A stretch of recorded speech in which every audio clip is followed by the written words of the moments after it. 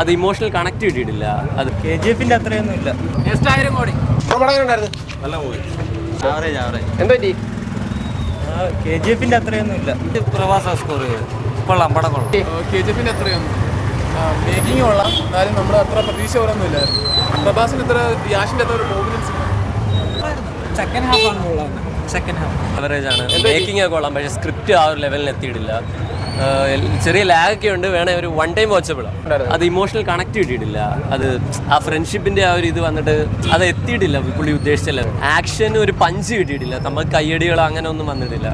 ആ ഒരു emotional connect lag ചെയ്യുന്നുണ്ട്. പൃഥ്വിരാജ് കിട്ടില്ല. നല്ല സീനായിരുന്നു.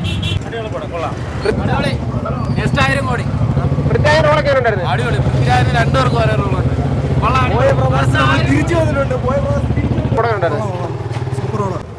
KGF എന്ന് പറയുമ്പോൾ നമുക്ക് നല്ല രീതിയിലൊരു ഇമ്പാക്റ്റ്.